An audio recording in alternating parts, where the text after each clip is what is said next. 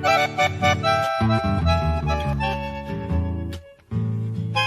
tardes. Nuestra conferencia va a ser a dos voces. La hemos titulado Una visión panorámica sobre la hermenéutica bíblica latinoamericana.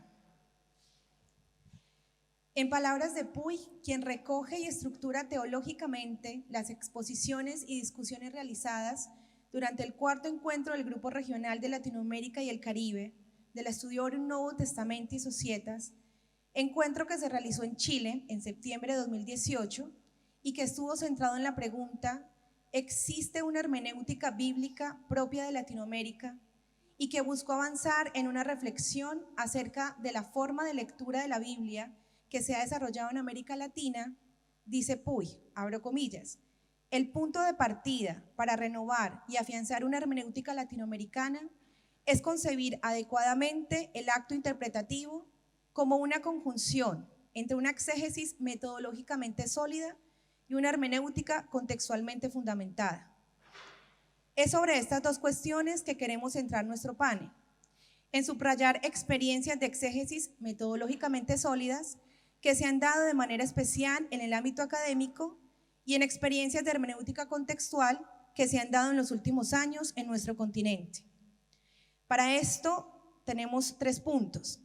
Primero, nos remontaremos a los antecedentes, los que limitadamente hemos podido rastrear. Segundo, presentaremos algunas de las experiencias significativas que hemos encontrado. Y finalmente, presentaremos algunos de los retos de la hermenéutica bíblica latinoamericana y que se evidenciaron en este mismo encuentro, porque creemos que siguen siendo los mismos. Primero, marco conceptual. Para comenzar este panel, hemos querido traer las palabras de Hans de Witt, quien desde su perspectiva europea nos ofrece su concepción de hermenéutica bíblica latinoamericana. Hace una crítica a los factores problemáticos que él identifica y plantea algunos retos y tareas. Aunque su presentación no necesariamente define nuestra postura como javeriana, sí compartimos muchas de estas cuestiones y lo hemos querido traer en la dinámica de escuchar otras voces.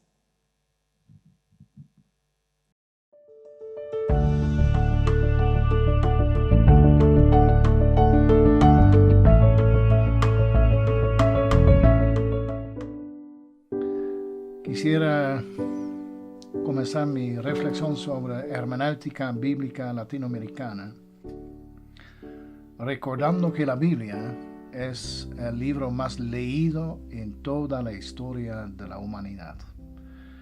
Y no solamente el libro más leído, más que el Corán, por ejemplo, todavía, sino también podemos considerar la Biblia como el metatexto más importante que se haya producido en la historia de la humanidad.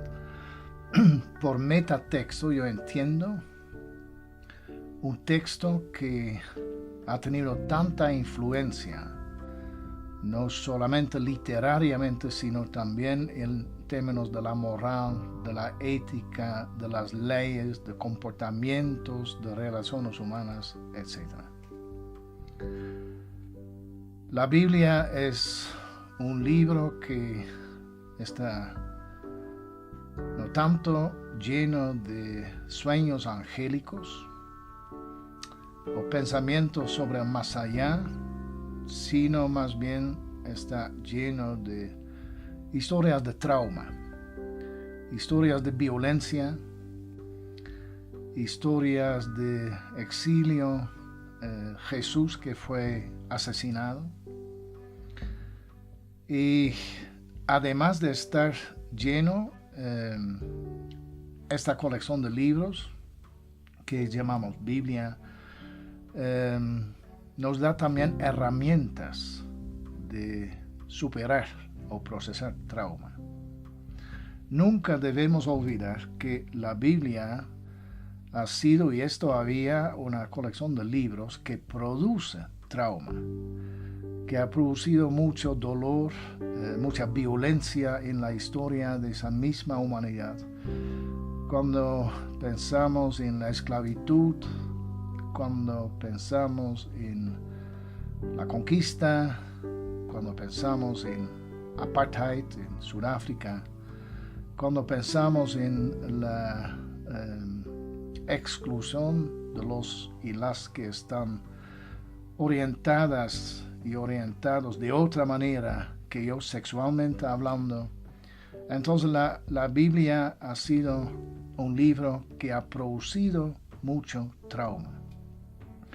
Y yo considero que, hablando como biblista, como exégeta, que una de las mayores y más importantes tareas que nos toca como expertos en la lectura de la Biblia, que nuestra tarea debería ser aprender y enseñar cómo leer la Biblia en procesos y para procesos de reconciliación, donde el otro está presente en mi lectura de la Biblia.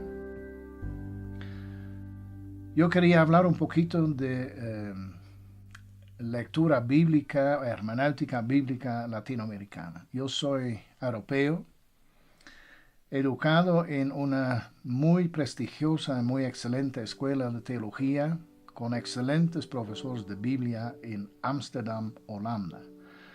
Lo que ahí me enseñaron mucho fue cómo explorar lo que llamamos el atrás o el detrás del texto bíblico y también lo que está en el texto bíblico, es decir, el texto como producto literario, que es lo que nos dice, el texto como tal, que dice, su estructura literaria, su estructura retórica, narrativa y todo eso. También me enseñaron mucho del lugar donde nació tal y cual texto, es decir, de su origen. Entonces yo fui educado históricamente, por decirlo así, sabiendo explorar, ¿no?, con todas las limitaciones que hay, la época y el contexto original en que los textos nacieron, quienes lo produjeron, etcétera, etcétera.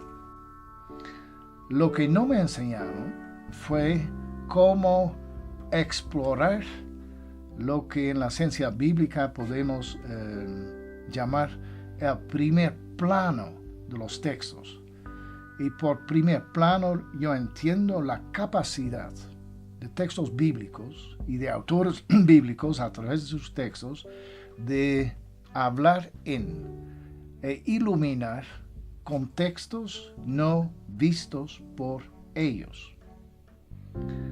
Es decir, es una cosa extraordinaria que acá en América Latina estemos leyendo todavía la Biblia como si fuera un libro nuestro. Y estos textos como si fueran nuestros compañeros de caminata. Pero son textos de hace 2500 años o más. Entonces lo que en Ámsterdam no me enseñaron fue cómo aplicar estos textos antiquísimos, difíciles de entender, textos con sus propios derechos también, a situaciones nuevas no vistas por sus autores. Ese proyecto, ese proceso, ese esfuerzo llamamos el esfuerzo por recontextualizar los textos bíblicos. Momentos de esclavitud de aquel entonces, aplicarlos a nuestros días, a nuestro contexto propio. Yo estuve trabajando y viviendo muchos años en Chile, y fue el Chile en la época oscura de Pinochet, ¿no?, una dictadura clásica. Y ahí, cuando leímos los textos proféticos o cuando leímos los textos del Éxodo, de la esclavitud del pueblo de Israel naciente en Egipto, ahí lo que hacíamos era comenzar a explorar el primer plano del texto, y al hacer eso lo que hacíamos era reemplazar el faraón antiguo mencionado en la historia original por el faraón actual, el señor Pinochet. Y ese proceso daba, por decirlo así, una nueva vida al texto. El efecto del texto se alargaba mucho más allá de su propio momento histórico de producción a nuestros días. Y cada texto requiere un esfuerzo por darle una nueva vida, ¿no? Cada autor quiere que su texto sea leído eternamente, para bien o para mal. Ahora, ahí en Chile yo comencé a dar ese último paso, no solamente explorar el trasfondo del texto o su carácter ideológico, lo que está debajo del texto, o lo que está en el texto, su aspecto retórico, lingüístico, literario, etcétera, etcétera, sino también el primer plano. Es decir, yo comencé a aprender dónde y cómo se produce el punto culminante del proceso de lectura. Porque la lectura de un texto sagrado no culmina nunca en su proceso exegético. El texto o la exploración del texto tampoco no se agota en lo histórico. Si solamente se lee, se interpreta, se exegetiza el texto históricamente, el texto quedaría como depósito arqueológico, donde como arqueólogos estamos analizando un objeto histórico para ver su estructura y ahí termina el proceso. Si ahí termina el proceso, nuestra lectura o nuestra interpretación se asemeja mucho a lo que Ricoeur ha llamado una autopsia, ¿no? Si reducimos el texto histórico a su historicidad y a su momento histórico, nos olvidamos de la tarea primordial donde el proceso de lectura culmina, es decir, aplicar el texto al momento nuevo que es nuestro propio contexto. Ahora, en mis años en Chile, yo comencé, repito, a aprender cómo se daba ese paso. Y yo comencé a tomar conocimiento de la lectura popular de la Biblia latinoamericana. Y uno de sus fundadores, en un artículo muy clásico, muy fundamental, dijo: la hermenéutica bíblica latinoamericana no es otra cosa que un acompañamiento y un esfuerzo por entender y por comprender bien la lectura popular de la Biblia. Y por lectura popular de la Biblia y su proceso teórico de análisis de esta lectura popular, los biblistas latinoamericanos en los años 80, cuando nace el movimiento bíblico, y así hablaban también como un renacimiento, ¿no?, del movimiento de lectores y lectoras de la Biblia, movimiento bíblico se hablaba. Lectura popular para ellos era algo muy novedoso. La mayoría de ellos era católica, no eran católicos. Y al comparar esta lectura popular de la Biblia, que nace en Brasil, pero en todo el continente latinoamericano, especialmente en las comunidades de base, la lectura de los pobres de la Biblia, que es un fenómeno nuevo en la Iglesia Católica, yo debo decir que mucho de lo que en estos años dijeron sobre lectura popular de la Biblia ya se había dicho en la época de la Reforma, ¿no? Cuando yo comparo la hermenéutica de Calvino con la lectura popular de la Biblia en América Latina, que nace, como dije, en los años 80, hay mucho paralelo. El acceso a la Biblia para todos. Considerar al pobre, al no experto, como un lector competente. no solamente establecer el significado del texto a través de la ciencia, sino escuchar también a las voces a quienes nunca escuchamos, de los excluidos, etc. Entonces yo aprendí mucho de esta lectura popular de la Biblia, que daba a los textos bíblicos, especialmente en momentos de conflicto, en momentos de dictadura, en momentos de exclusión, una nueva fuerza a los textos. De tal manera que de repente en esos momentos en Chile yo no me atrevía siempre a releer, actualizar, insertar en un nuevo contexto estos textos antiguos de Isaías, de Amós, porque mis estudiantes después de lectura salían con pancartas para protestar, que era una cuestión un poquito peligrosa. Así que yo aprendí mucho y practiqué también mucho la lectura popular de la Biblia y todavía. Podemos considerarla desde varios puntos de vista como un cambio de paradigma, La historicidad o el momento histórico del texto desaparece, o sea, la importancia de ese momento histórico, del momento de su nacimiento, desaparece en beneficio de la relectura actual, liberadora. Y hay mucho material. En Brasil se ha producido mucho, en Colombia se ha producido, en Chile, en Perú, en fin, en todo el continente, en México.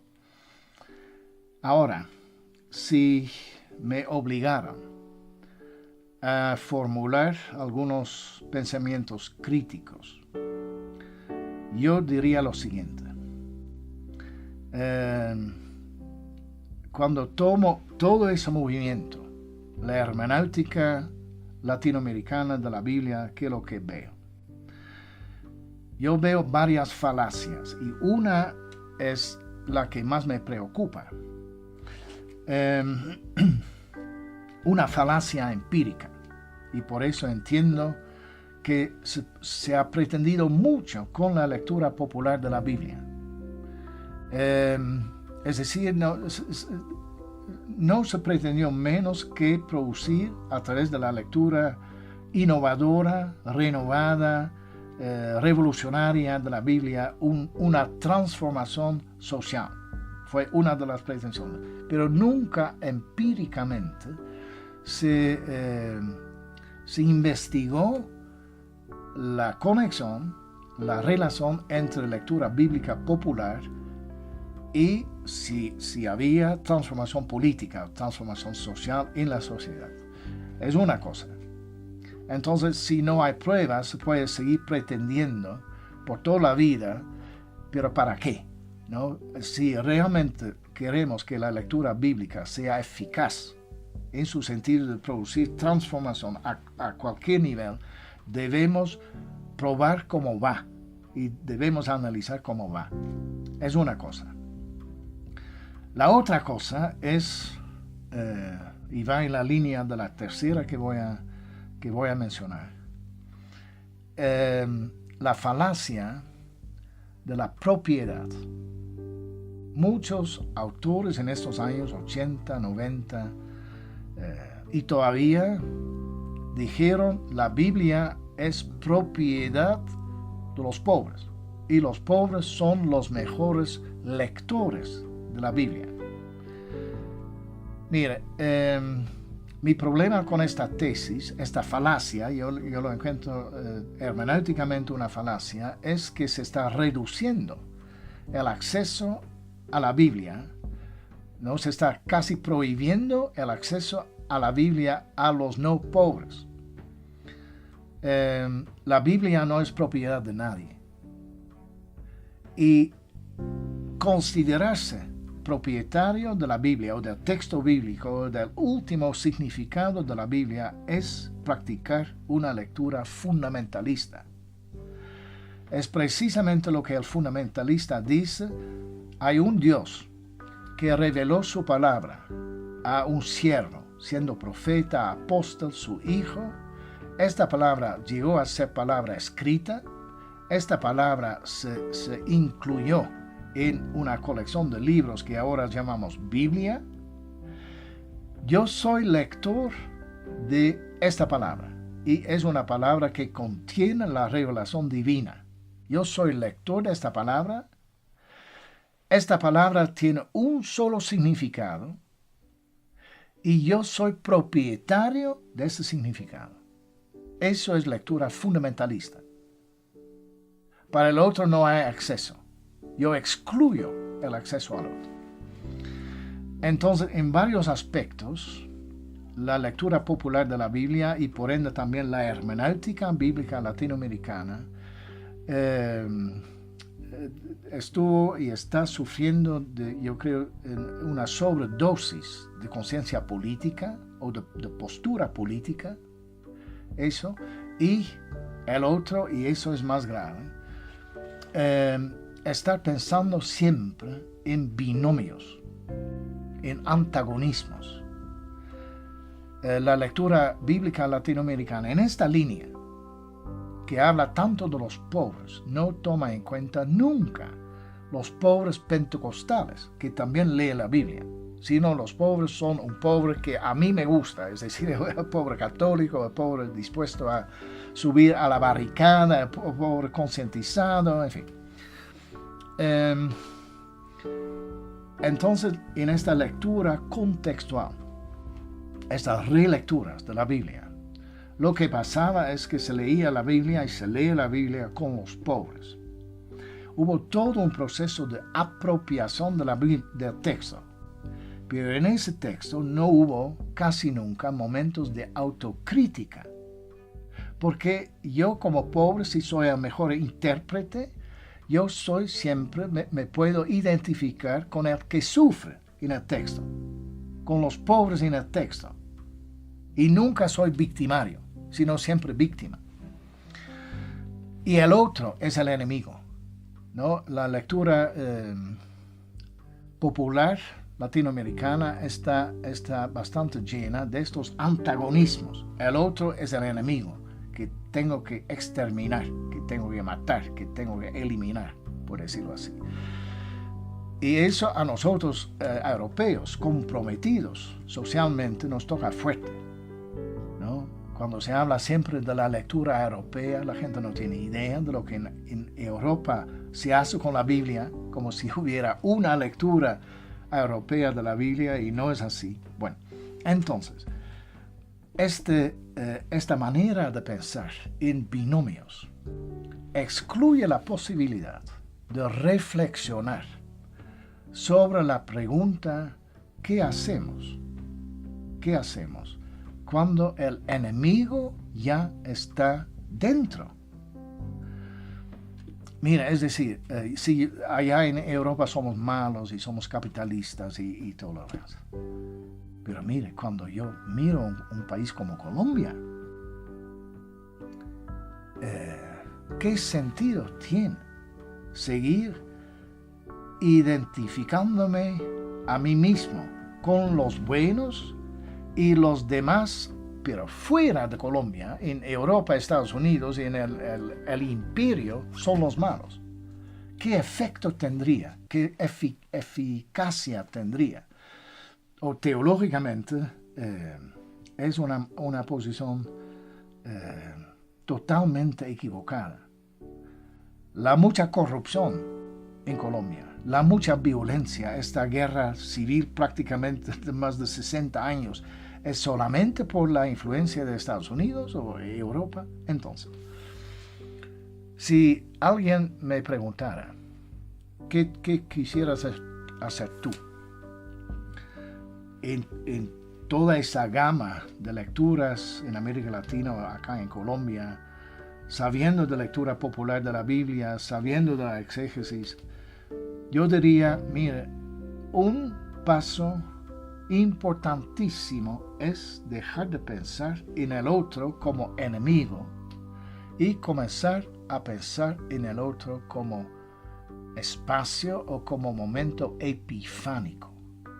Es decir, ya no querer leer solamente mi Biblia, mi propia Biblia, sino en mi proceso de leer la Biblia, querer leer también la Biblia del otro. Es por eso que una tremenda tarea en América Latina toda, ¿no?, que sufre tanto en este momento de enemistades, de antagonismos, de partidos, en fin, es cómo podemos comenzar a usar ese libro más importante en la historia de la humanidad, no para cisma, no para antagonismos, no para fundamentalismos, sino para procesos de reconciliación.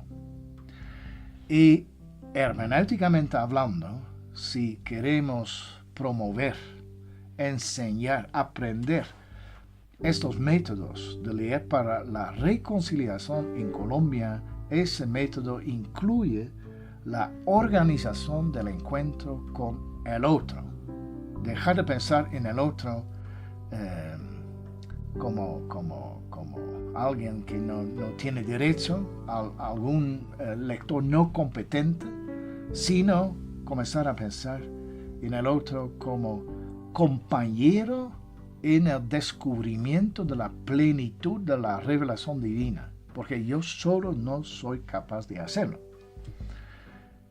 Ahora yo quisiera terminar con un lindo fragmento de la Biblia, un fragmento muy central, muy importante, que representa el retrato hablado de Israel, que es un momento del ciclo de Jacob y Esaú, dos hermanos que siempre están en enemistad. El uno quiere ser el otro, le roba, le engaña, en fin. Para que los dos se puedan encontrar, debe haber un momento de conversión. Y el que se debe convertir no es Esaú, el malo de la película, sino es Jacob. Y ahí hay un momento de lucha. En la oscuridad, un riachuelo donde Jacob está solito y se le acerca un hombre en la noche, en la oscuridad. Y el encuentro con el otro desemboca en una pelea. Comienzan a pelear, así como toda la vida de Jacob fue pelea con el otro, incluso el otro siendo su hermano. Hay una pelea y de repente la pelea se para. Y el momento de transformación es que en esta pelea no hay vencidos ni vencedores, que en el campo de batalla donde los dos están no hay cadáveres, no hay muertos, no hay cuerpos torturados, sino ese campo de batalla donde yo siempre consideraba al otro como enemigo, ese campo de batalla se convierte en fuente de bendición. Y ahí Jacob se transforma, ¿no? Recibe un nuevo nombre, el alba raya, va cogiendo, porque el encuentro con el otro sí deja su herida. Y ahí yo quisiera terminar con esa frase. Jacob le dice al otro: yo no te dejaré ir si no me bendices. Mire, yo considero este texto un texto muy apropiado para un vuelco en la hermenéutica latinoamericana de la Biblia. Yo no te dejaré ir si no me bendices con tu interpretación de la Biblia. Gracias.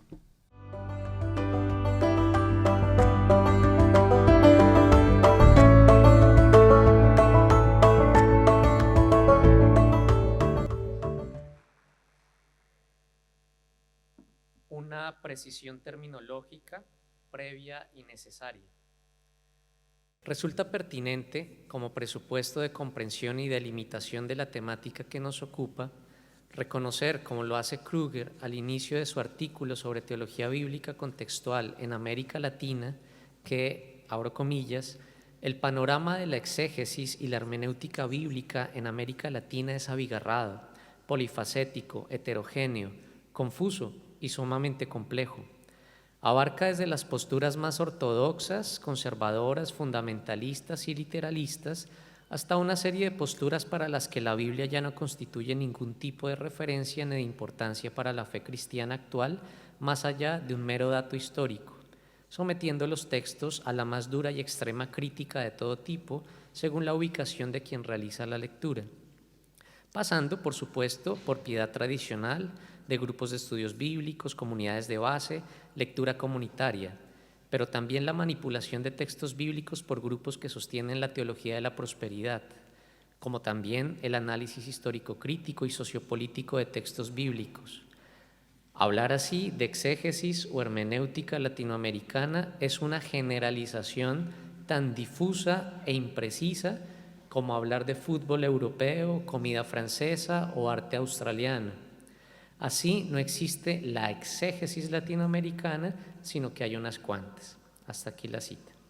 Teniendo en cuenta esta imposibilidad de pensar que hay una sola y única hermenéutica latinoamericana, debemos precisar aquí que con la expresión hermenéutica bíblica latinoamericana solo nos referiremos a la perspectiva interpretativa de la Biblia surgida en América Latina y ya extendida en otros continentes desde la segunda mitad del siglo XX, que hace una opción política explícita por transformar las diferentes realidades de opresión y marginación sociales como respuesta práctica y creyente al mensaje liberador emanado desde los mismos textos bíblicos.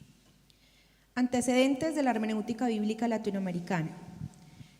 Los años 60 del siglo pasado significaron para el mundo en general y para Latinoamérica en particular aquello que Elsa Tames llamaría un cielo lleno de estrellas. Las utopías sobre otro mundo posible y el sentimiento de inmensidad se vivía en nuestros corazones y daba fuerza para la lucha contra las injusticias, afirma Tames. Es bajo ese cielo estrellado que nace un modo de hacer teología.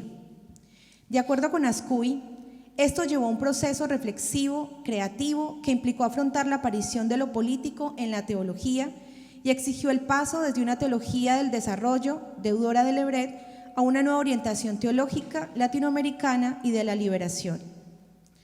En el caso particular de la Iglesia Católica Romana, fueron determinantes los nuevos aires traídos por el Concilio Vaticano II, cuya recepción latinoamericana se realizó en la Segunda Conferencia General del Episcopado Latinoamericano, llevada a cabo en Medellín, 1968. En torno al modo de abordar la palabra de Dios, el concilio, a través de las constituciones Dei Verbum y Gaudium et Spes, propició una apertura hermenéutica significativa. De la palabra de Dios escrita a la palabra de Dios hecha vida y hecha pueblo. Allí el concilio, según Costa Doa, abro comillas, recordó que en el judeocristianismo la palabra de Dios tiene una importancia decisiva. Esta palabra, sin embargo, no se identifica lisa y llanamente con las Escrituras. Estas son palabra de Dios como norma no normada, criterio último de reconocimiento de la revelación de Dios. Pero ellas no agotan el hablar histórico de Dios. Así, el texto de la Biblia y los demás textos, doctrinales, magisteriales o teológicos, que a lo largo de los siglos han procurado interpretarla, fungen de criterio de comprensión del texto, de nuestra historia contemporánea, la cual también está en proceso de realización. Cierro comillas.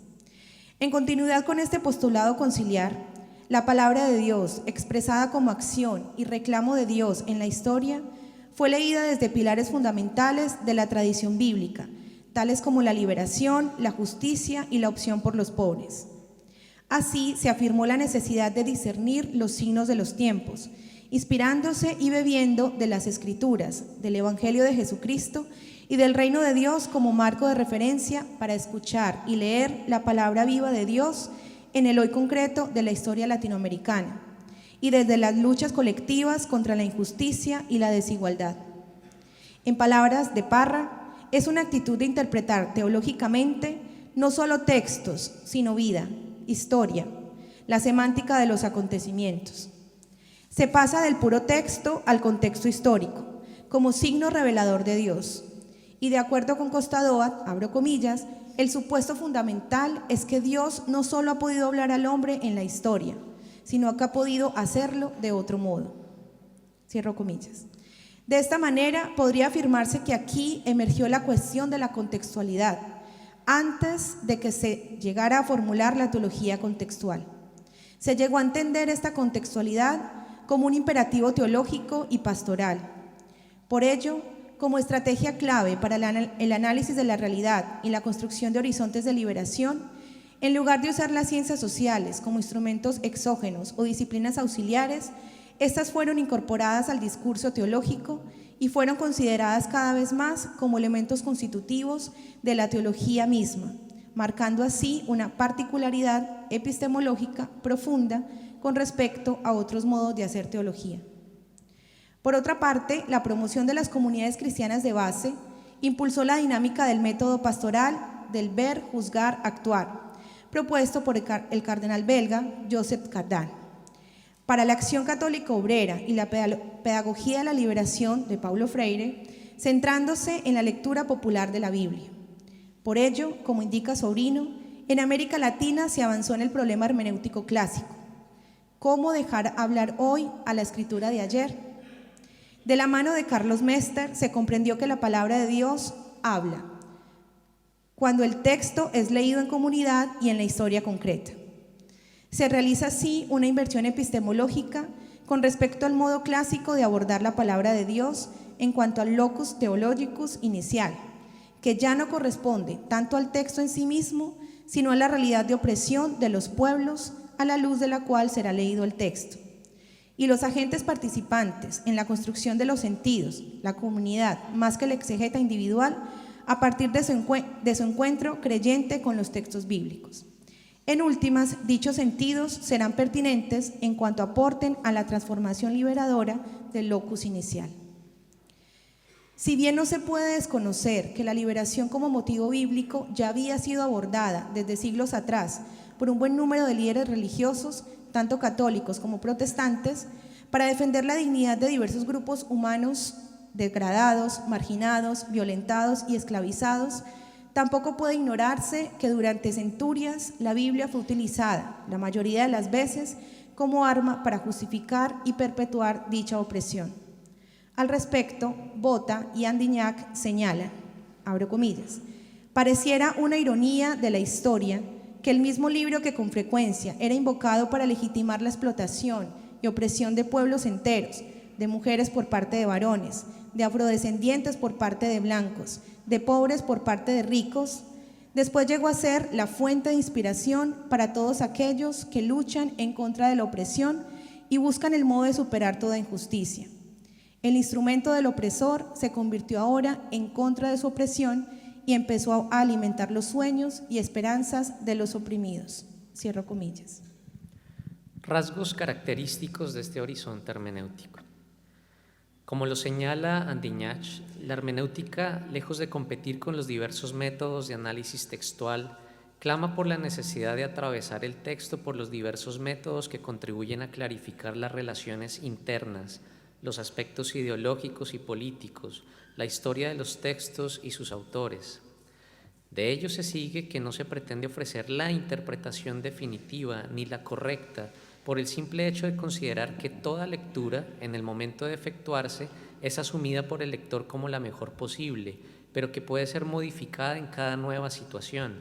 Esto en virtud de la polisemia de los textos y de su permanente reserva de sentido. Sobre la plataforma de tal premisa, se quiere pasar de la explicación, el Erklären, a la comprensión, el Verstehen, de la exégesis de los textos a la exégesis del acto de la vida, de la prefiguración como conmemoración de los acontecimientos por parte de los lectores, en Mimesis 1, según Ricoeur, a la refiguración narrativa como diálogo entre la interpretación de los acontecimientos narrados y las condiciones actuales de los lectores, Mimesis 3, pasando por la mediación configurativa como marco de interpretación de los hechos realizada en el acto de analizar los relatos, Mimesis 2. Al respecto, así como no existen aproximaciones a la realidad neutrales o asépticas, tampoco existen lecturas desprevenidas o desinteresadas de los textos. Las precomprensiones, los prejuicios o presupuestos, juegan un papel fundamental en la interpretación y en la intencionalidad de los actos de lectura, incluso en la comprensión sobre quiénes puedan ser los lectores más idóneos o competentes para interpretar los textos. Los contextos condicionan siempre las prácticas de lectura, por lo que toda lectura es en sí misma contextual. Por ello, la hermenéutica bíblica latinoamericana explicita su horizonte de lectura y sus apuestas sobre los lectores. El texto será asumido en función del horizonte de la liberación, y sus lectores privilegiados, no exclusivos, serán aquellos que más requieran de dicha liberación, los oprimidos, excluidos, estigmatizados, en últimas aquellos que tradicionalmente han sido considerados como lectores ordinarios, no competentes o no dignos. Para alcanzar tal propósito, es fundamental reconocer que el sentido de un texto no es algo que está depositado en él para extraerse, lo que el hipotético autor real habría querido imprimirle o lo que las interpretaciones dominantes hayan querido imponerle, sino que el sentido es producto del encuentro dialogal de un texto con un lector, en que ambos resultan mutuamente transformados y enriquecidos. En este caso, el horizonte textual no se reduce a los datos hallados o transcritos. Tanto la vida de las comunidades creyentes como sus entornos y ambientes existenciales y problemáticos se reconocen como ámbitos textuales a partir de los cuales los lectores confrontan sus esquemas cognitivos, prejuicios y precomprensiones, de tal modo que, como fruto de tal confrontación, encuentro, se pueda construir el sentido de lo que es y debe ser un compromiso práctico en clave de liberación.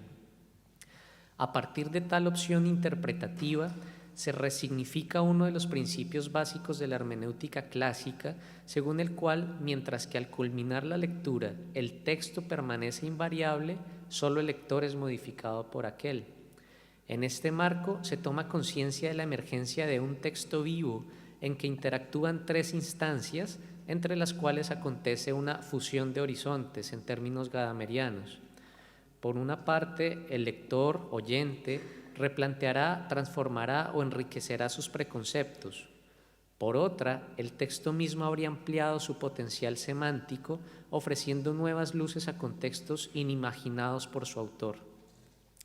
En tal sentido, la hermenéutica bíblica latinoamericana implica el ejercicio de confrontar el texto antiguo con un contexto nuevo que le da posibilidad de ser renovado, de crecer, de iluminar situaciones no vistas por el autor y desplegar su reserva de sentido.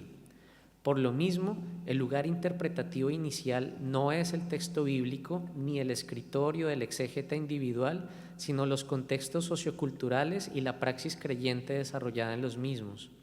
Allí, el rol del exégeta profesional se desarrolla como un auténtico ministerio comunitario que dinamiza y acompaña el proceso de interpretación, aporta los elementos histórico-críticos y sincrónicos del texto que facilitan su comprensión por parte de los lectores, vela para que el sentido literal no sea tergiversado y está abierto a acoger, aprender y dejarse transformar por los nuevos horizontes comprensivos del texto que emergen desde los diversos contextos y sujetos lectores. En últimas, el encuentro con el texto bíblico busca identificar tanto en los relatos como en los ambientes vitales detrás de los relatos, el Sitzungsleben, aquellas situaciones similares o análogas a las de la comunidad lectora que permitan establecer un arco de interpretación, un isomorfismo estructural o una fusión de horizontes, cuyo sentido liberador pueda dinamizar la transformación de las condiciones eclesiales, políticas y culturales de los lectores. Adicionalmente, no se trata de recibir pasivamente el texto, sino también de ser capaz de criticarlo, interrogarlo, desafiarlo y al mismo tiempo criticar, desafiar e interrogar las interpretaciones tradicionales del mismo. Segundo punto, algunas experiencias significativas. Para este segundo apartado, queremos compartirles una experiencia de trabajo de campo de hermenéutica bíblica latinoamericana en una de las zonas más afectadas por la violencia en Colombia, como lo es el Pacífico colombiano. Este trabajo fue realizado por un estudiante de la carrera de teología de nuestra facultad, quien como afrodescendiente y chocoano ha querido iluminar la realidad de las mujeres de esta comunidad a partir del texto de Juan 4, del 1 al 42.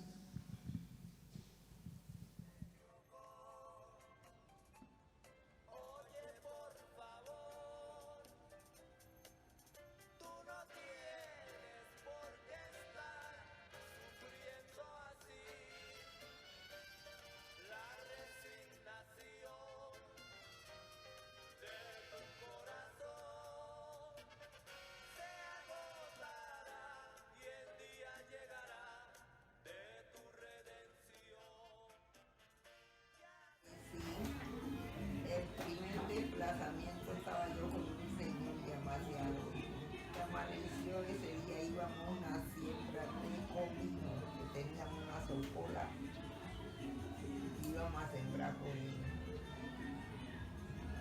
Cuando yo que pongo un café al fogón y cuando oigo la cosa que y le decía yo, ¿y eso qué? ¿Eso qué cosa es ese ruido tan feo, tan maluco? No sabía que eran los aviones que ya venían a bombardear. Hermano, cuando se escaló, vea, la casa y la marranita se escaló así. Y la misma tierra temblaba. Cuando, ay, y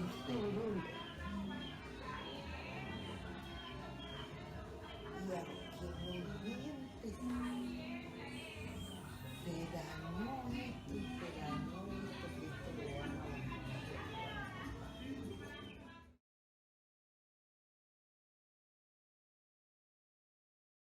Cuando ese día 23 de febrero, al transcurre claro, cuando digamos el uno vio que me asomo, cuando el primer petacazo que cae, ¡pum! Y Dios mío, uno que nunca viste, cuando no me asomo, veo esa humarada tan brava, lo digo. Por allá había vaca y esas carneros y esas varios les caía que uno veía el chispeo que eso volaba. Cuando era así, eso entre ahí yo corría, porque yo los hijos míos estaban buscando agua ese día. Y cuando yo que me asomo a mirar los hijos míos, ¿dónde que estaban? Y yo busqué mis hijos y por ahí pasaban esa gente, la guerrilla en bomba, y echando a la gente, vamos para arriba, échenle para arriba. Y digo, no, yo estoy buscando a los hijos míos. Cuando yo que miro estaban los hijos míos en otra casa, vecina al lado. Y ahí yo cuento que cuando ellos me llamaron, yo me tiré para cuando estaban ellos y nos metimos debajo de unas camas que habían en esa casa sola, porque todo el mundo empezó a correr, pero como yo estaba en la comunidad y yo no sabía por dónde podía uno echar para otra parte. Así que yo de ahí daba vuelta y ahí me quedé en una casa con mis hijos.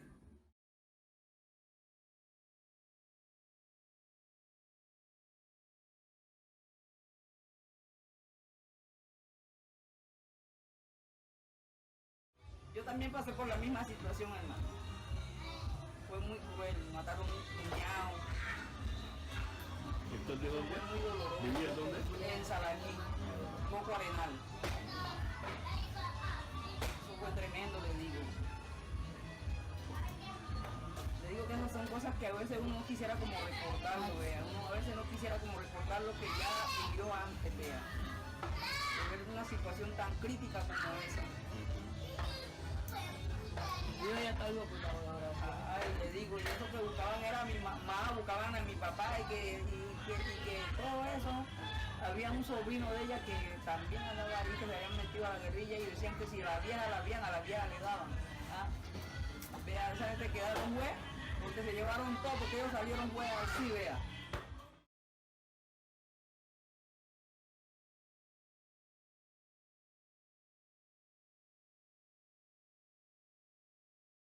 Mire que la gente está otra vez en espera de que ya otra vez está para acá.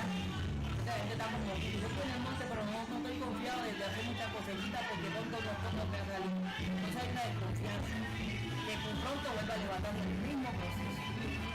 Porque la gente está desesperado, con ganas de ganar el campo, porque la gente del pueblo está muy difícil. Y de este verano ha caído mucha seca, escasez. Entonces la gente está consternada porque ya sube rumores que ya quieren salir el campesino del campo otra vez. Ya se montó este pueblo. Y una entrada. El campo es la vida del ser humano. Después de Dios, usted su campo vive feliz. Seguro voy a poner una gallina, voy a poner un marrano, voy a poner mi pato, mi plátano, voy a hacer mi masita porque yo está dispuesto a esperar a que me dé la luz caro, que eso no es conveniente, que dice la luz. Porque esta vida para el campesino. Somos el blanco de la guerra. Somos el blanco de la guerra. Nuestra familia no nada asesinado. No pasa nada.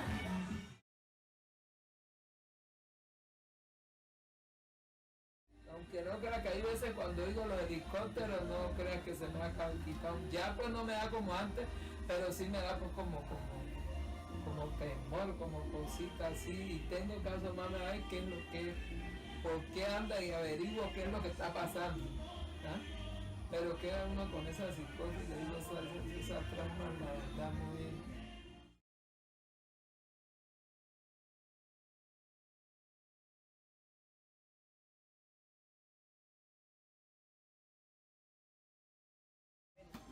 Oremos. Poderoso Dios y excelso Padre que estás en el cielo. Te damos las gracias por tu cuidado paternal con la raza humana, de facilitar la formación. Dios es el Padre que cuida de la creación. En este momento, en este diálogo, tú solo el que sabes si nos da sabiduría.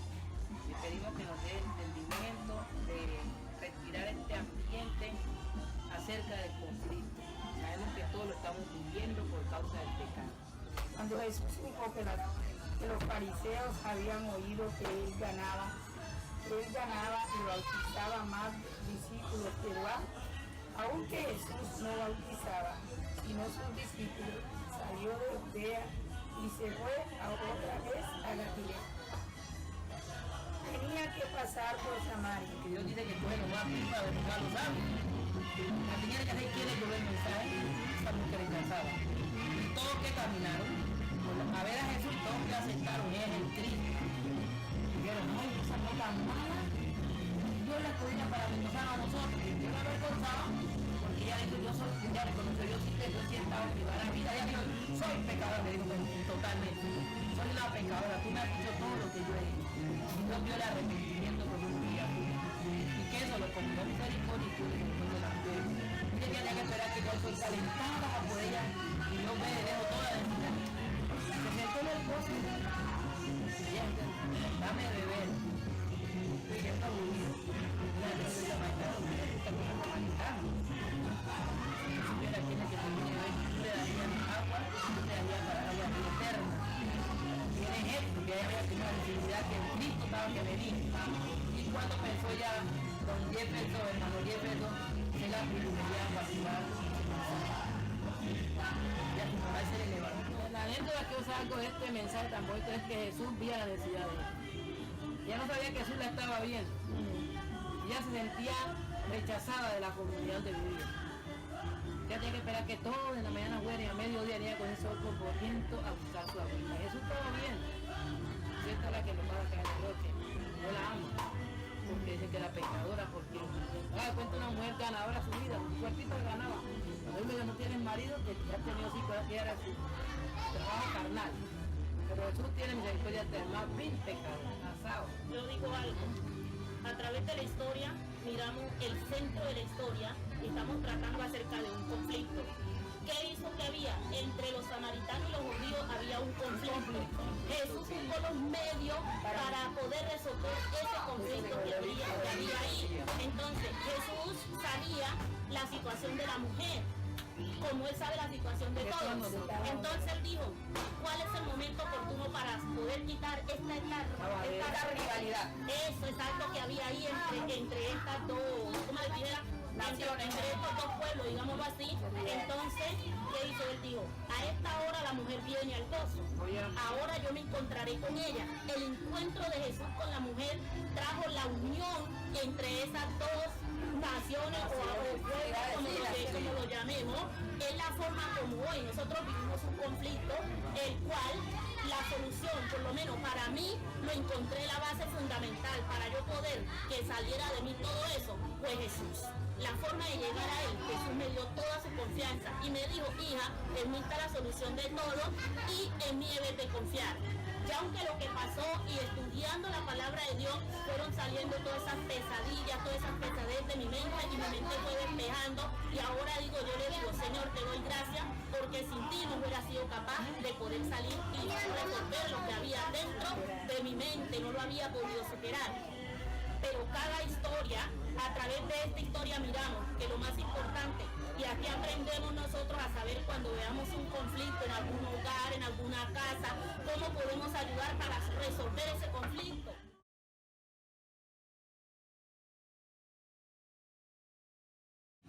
Honestamente, dos han fallecido. Pero mataron a tu besito, yo me dolió la muerte de mi hija.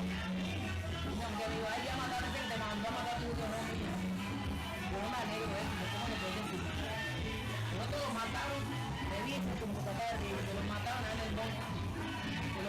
porque, mire, se reían, ay, ya se lo comió el colega, bien hecho. Yo no. El ser humano es muy valioso ante la presencia, pero somos especial tesoro del Señor. Yo soy el honor. Yo miro a mi hijo en la voz y digo, yo, Señor, esta sabe que la mente varón, que la demás película que tú lo arrepientas. Oro mucho por eso, Señor, y yo orado. Dame la hijo de la iglesia, en un camino que prepare para que el día el perdón. Porque yo digo que si mil veces pegamos y arrepiente de los perdón, ese es el perdón de Dios sin límite. Y yo por final digo, sí, yo quisiera disfrutar de Dios. Y no amas a Dios, no te como así para mami a mí. Yo no puedo hacerle mal, no puedo hacerle mal. Yo siempre, cuando lo veo, él me mira y siempre, no sabe qué hace, porque aparece en mi lado. Yo hice un gesto grande, yo me la sentí, le di la mano. Y él entendió que me sienta, me está dando perdón. Yo, Señor, cuando me ve, se siente como con una culpa muy grande. Entonces yo, Señor, me está sufriendo. Entonces yo digo que eso lo lleve a conquistar su alma y a arrepentir. Yo no deseo mal, no, mandalo a morir. No lo hago yo. No, me lo mandaron a matar, no. No sé qué hacía, no sé, también apartarme de dinero, no. Una planta y no la pagó un duro de eso. Si no, esta gente son lo vamos a mandar a matar. Yo lo viene apartado.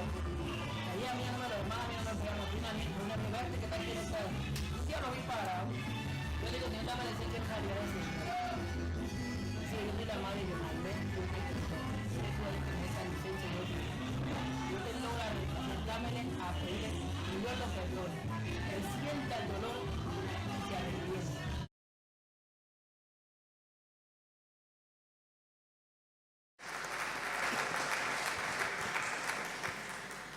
En coherencia con lo ya afirmado, la hermenéutica bíblica latinoamericana no debe ser reductible a una simple técnica para aproximarse a los textos bíblicos en ambientes comunitarios populares, sino que debe consistir en un modo particular de comprender la palabra de Dios y comprometerse existencial y colectivamente con ella, lo que supone una propuesta de epistemología crítica y emancipadora en sus bases. En tal sentido, son abundantes las publicaciones y estudios especializados que han abordado tanto esta comprensión particular sobre la palabra de Dios como los diversos procesos populares que la han apropiado y desarrollado. Entre tales estudios, vale la pena señalar algunos que son relevantes por su ejercicio de sistematización de la hermenéutica bíblica latinoamericana y por haber marcado un punto de referencia para las investigaciones posteriores y los procesos de formación en este modo de leer la palabra de Dios a lo largo y ancho del continente. En primer lugar, se destacan dos obras de Carlos Mester, Flor sin defensa, una explicación de la Biblia a partir del pueblo, y Círculos bíblicos. Por su parte, Flor sin defensa reúne en un mismo volumen tanto una introducción general al estudio de la Biblia para aquellos que se inician en el conocimiento del texto, como las bases metodológicas, con referencias a experiencias particulares realizadas en Brasil, de lo que Mester llama una nueva lectura de la Biblia. El texto constituye un referente clave sobre los inicios de la reflexión y la praxis de la HBL. Luego, Círculos bíblicos compila una serie estructurada de 39 esquemas para los encuentros de lectura comunitaria de la Biblia. Su valor radica en que es una plasmación metodológica y técnica del trasfondo hermenéutico de la propuesta de Mester, en que es posible verificar la puesta en práctica de esta opción por leer el texto de la vida a la luz del texto de la Biblia.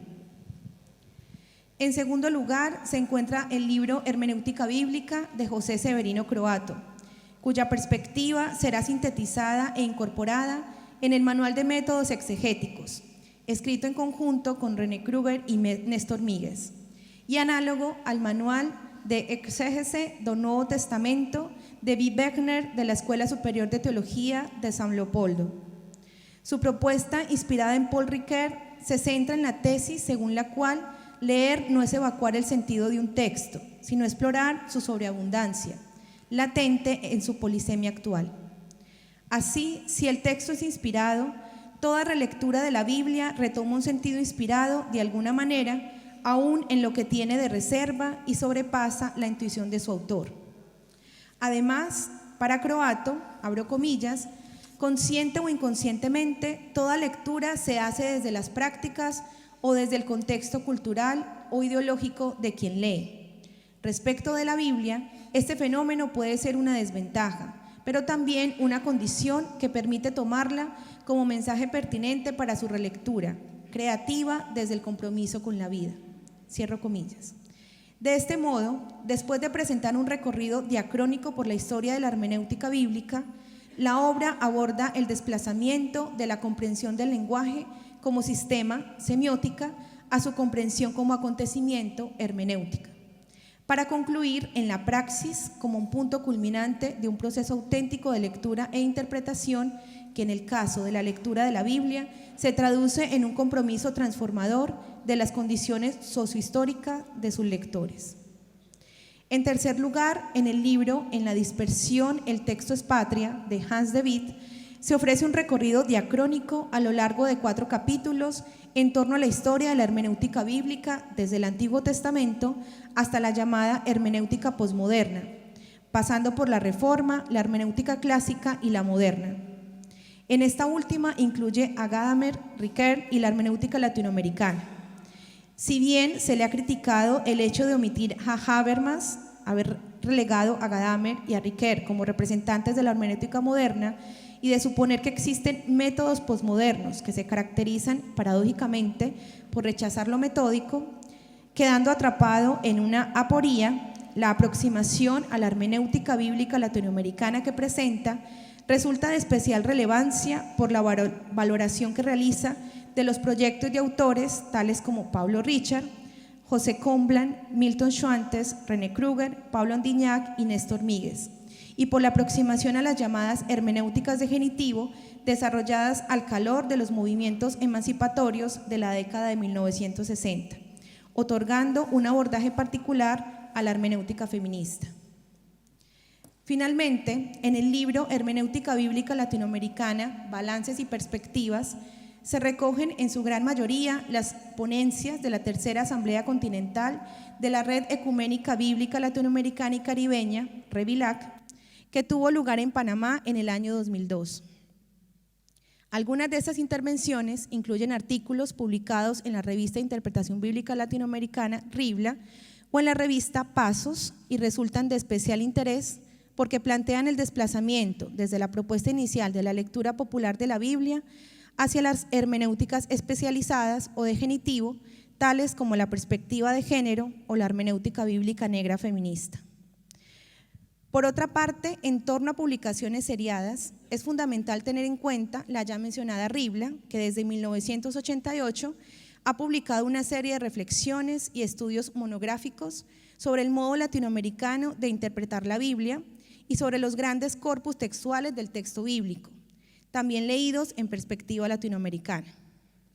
Sobre la reflexión epistemológica de la hermenéutica bíblica latinoamericana, vale la pena resaltar los números 1 al 4, 9 al 12, 24 al 26 y el número 50, que abordan tanto las opciones hermenéuticas de la lectura popular de la Biblia como su diversificación en las lecturas contextuales.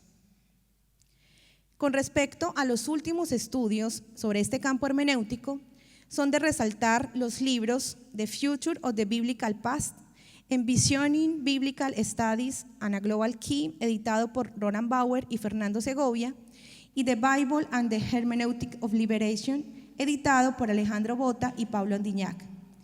Latino a Biblical Hermeneutic Problematic Objective Strategies, de Francisco Lozada y Fernando Segovia, y Teología Feminista a 3 voces, escrito por Virginia Scuy, Nancy Bedford y Mercedes García Bachman, entre muchos otros.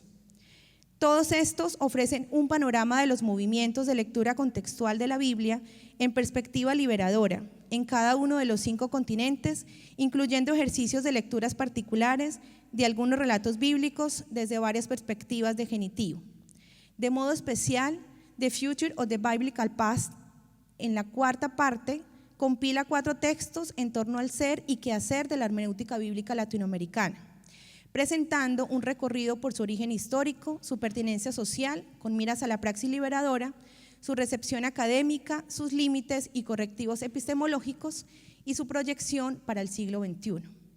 Además de su carácter comprensivo, esta colección de estudios permite vislumbrar el proceso evolutivo de la hermenéutica bíblica latinoamericana y resulta de gran valor por su abordaje crítico de la recepción de esta aproximación hermenéutica por parte de la academia.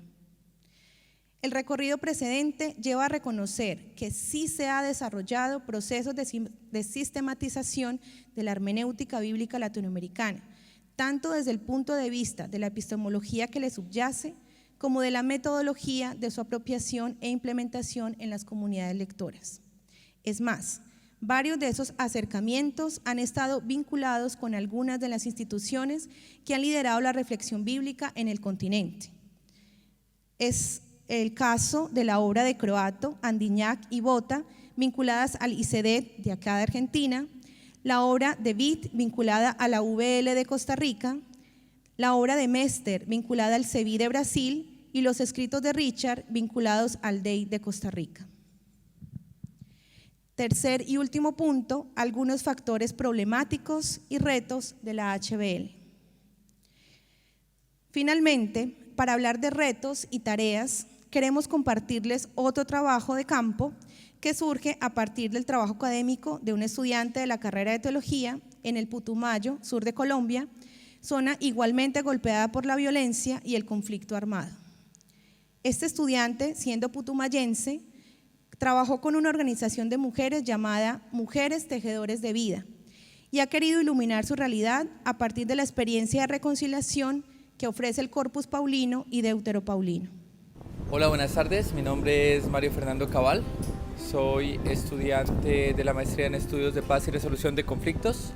Estudié la licenciatura en teología en la Facultad de Teología de la Pontificia Universidad Javeriana y hice un trabajo sobre reconciliación en las comunidades que han sido víctimas de los actores del conflicto armado del Putumayo. El día de mañana voy a entrevistar a mujeres que han sido víctimas y que se aproximan a este escenario de la hermenéutica bíblica latinoamericana.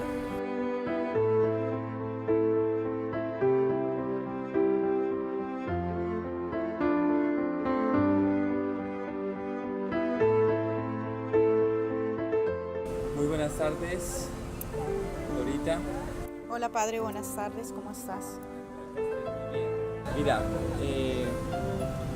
la vez pasada hablamos sobre la relación que puede existir entre las mujeres y la comprensión de Dios.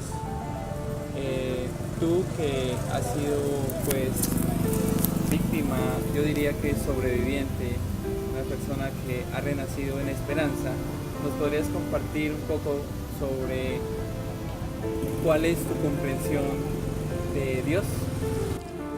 Sí, Padre Mario, yo creo que cada ser humano, más que todos nosotros las mujeres, creemos en un Dios y es un Dios vivo, es un Dios verdadero y es la persona por el cual me ha tenido en este Putumayo, porque Él sabe hacer sus cosas y sabe cómo lleva personas a donde otras personas que necesitan para apoyar a esas mujeres emocional y espiritualmente. Una de las partes que creo yo en la espiritualidad es una experiencia que he tenido con las tejedoras de vida en un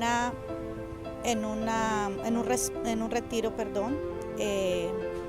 con las mujeres, donde estuvimos en Asome. Allí es un lugar para mí muy especial, que es de indígenas, y allí descubrí un auditorio llamado El Útero, que para mí fue muy importante porque allí encontré el contacto de otras mujeres, como dicen que el útero, cada una de nosotras las mujeres tenemos ese contacto donde sentimos y podemos percibir el dolor o quizás el peligro para otras mujeres. Y para mí ha sido muy importante esa parte.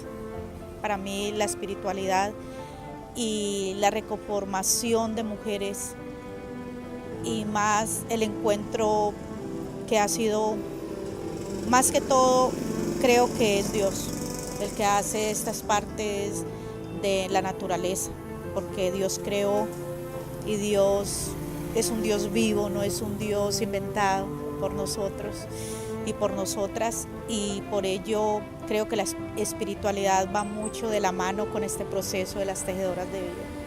Yo conozco las tejedoras de vida hace aproximadamente unos 8 años, donde me pareció muy divertido ver unas mujeres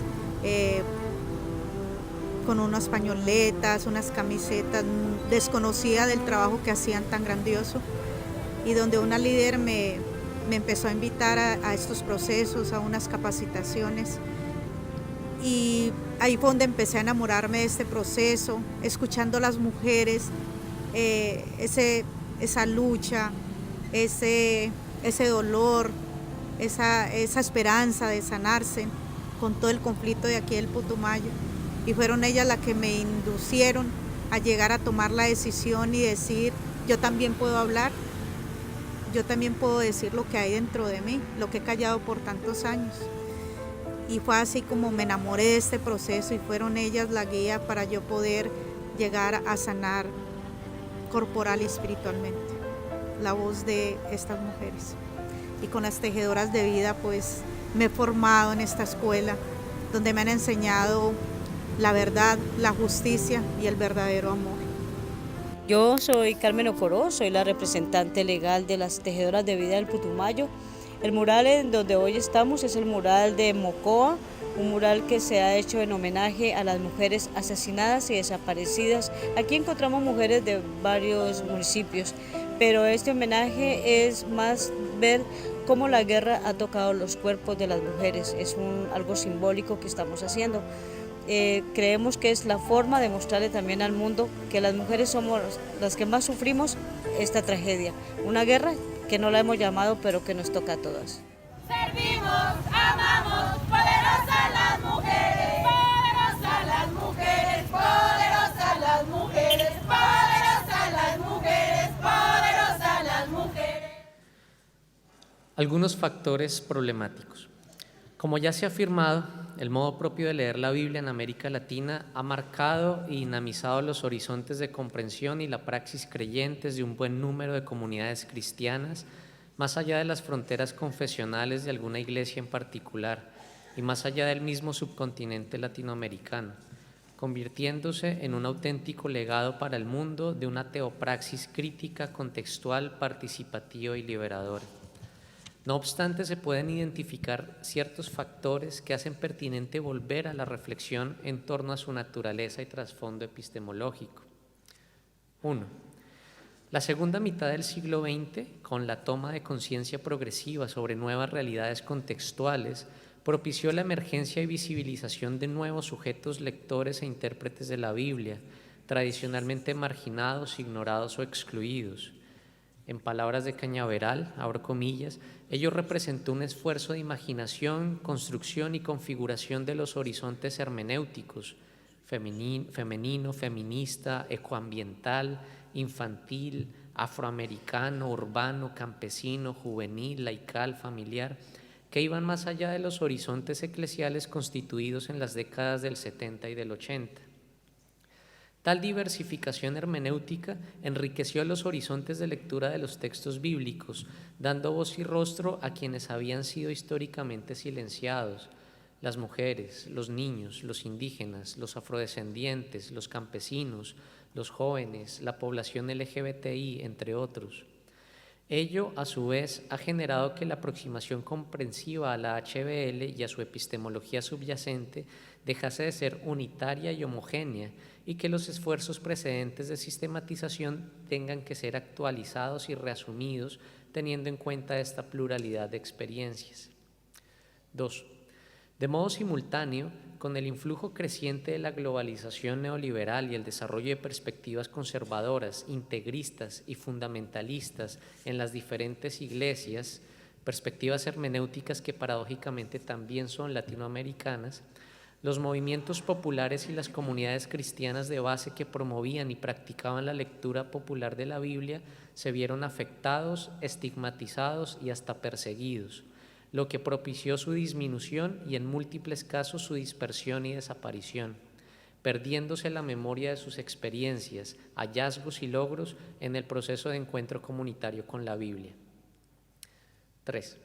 Si bien se han incrementado y acentuado los procesos de empobrecimiento y marginación y dependencia que dieron origen a los movimientos emancipatorios en Latinoamérica en los años 60, cercanos a la tercera década del siglo XXI, las realidades contextuales, tanto políticas como económicas, culturales y religiosas, han experimentado cambios en su fisionomía y complejidad, lo que ha hecho necesario la reasunción de su discernimiento y estudio, de tal manera que el modo como se lee la Biblia desde el paradigma de la HBL haya tenido que diversificarse según dichas realidades específicas y sus respectivos sujetos lectores, de modo que pudiese seguir siendo significativo, pertinente, actual y transformador de dichas realidades. 4. Ante tales coyunturas, varios centros de formación bíblica del continente, tales como el Departamento Ecuménico de Investigaciones de Costa Rica, la Universidad Bíblica Latinoamericana también de Costa Rica, el Centro de Estudios Bíblicos CEBI de Brasil, el Instituto Superior Ecuménico Andino de Teología ICEAD de Bolivia, el Instituto Bartolomé de las Casas de Perú, el Instituto Superior Evangélico de Estudios Teológicos ICEDET de Argentina, se han caracterizado por realizar grandes y valiosos esfuerzos por analizar, sistematizar y difundir la HBL, aun a pesar de que, debido a dificultades económicas y ecuménicas, algunos se hayan visto forzados a su cierre gradual. No obstante, los esfuerzos, que en varios casos respondieron más a proyectos individuales que a apuestas colectivas, parecieron ser aislados y desarticulados entre sí, y el sueño de un movimiento bíblico latinoamericano correría el riesgo de diluirse. 5. Uno de los motivos paradigmáticos que dio origen a la HBL fue la liberación como clave de lectura de la Escritura, especialmente a partir de relatos fundantes como el Éxodo. Sin embargo, cada vez es más evidente que este no es el único motivo de la Biblia, ni siquiera es su motivo transversal o común denominador. Es necesario reconocer que existen textos en el canon que buscan reforzar prácticas culturales de segregación, marginación y opresión, y que, a diferencia de cómo se afirma en varios ambientes de la HBL, el problema no solo es del modo como el texto ha sido tradicionalmente interpretado, sino del texto mismo. En palabras de Mosala, es crucial reconocer la presencia del opresor y la opresión en el texto mismo. A propósito de uno de los referentes textuales fundantes, como el Éxodo, Castillo afirma que, abro comillas, la teología bíblica del Éxodo, sugerente y atinada en su fertilidad teológica, dejaba algunos vacíos dentro de la exégesis. Aunque la tradición liberadora del Éxodo, los profetas, el ministerio de Jesús y la iglesia primitiva de Hechos tejían una teología paradigmática en términos de teología bíblica, no todos los textos bíblicos correspondieron a dicho discurso ni podían ser articulados a ese proyecto. Otros textos no solo se alejaban, sino que contradecían los proyectos emancipadores. Ante esto se buscaron soluciones en función del contexto de luchas más que desde la disciplina crítica. Se proponía que leer la Biblia para legitimar cualquier forma de explotación era un problema hermenéutico y no exegético, y se gestaban indicaciones interpretativas de liberación que debían guiar la lectura de toda la tradición, como la lectura desde el espíritu del texto, una categoría hermenéutica del autor más que exegética y del texto. Esta desarticulación ideoteológica de las tradiciones bíblicas suscitó que pronto se desarrollara un tipo de lectura selectiva de la Escritura que evidenció la preferencia de unos textos sobre otros. Hasta aquí la cita. Lo anterior lleva a asumir seriamente la cuestión sobre la explicitación de las apuestas y opciones ideológicas y políticas que son ineluctables previa a la lectura del texto, de tal modo que el compromiso liberador sea entendido como un desde dónde y de parte de quienes nos encontramos, y no simplemente como una consecuencia llana de asumir que todos los textos bíblicos tienen un trasfondo liberador. Ello implica, a su vez, repensar la lectura selectiva de textos bíblicos para leer todo el texto bíblico, comprendiendo las alternativas ideológicas y teológicas, así como los proyectos políticos, e identificando cuándo un grupo de poder utiliza la figura divina para apoyar sus intereses de dominación. Algunos retos y tareas de la HBL. Teniendo en cuenta el cuarto encuentro del Grupo Regional de Latinoamérica y el Caribe, que se realizó en Santiago entre el 3 y el 5 de septiembre del 2018, que buscó avanzar en una reflexión acerca de la forma de lectura de la Biblia que se ha desarrollado en América Latina, se concluyó que uno de sus retos es encontrar una formulación académica adecuada, y desde la investigación que adelantamos en la Facultad de Teología de la Pontificia Universidad Javeriana, encontramos lo mismo: muchas experiencias en comunidades, pero desvinculadas de ámbitos académicos y o de investigación. Además, se identificó que los métodos exegéticos deben ser conocidos y aplicados, tanto en estos círculos académicos como en las comunidades lectoras de los textos.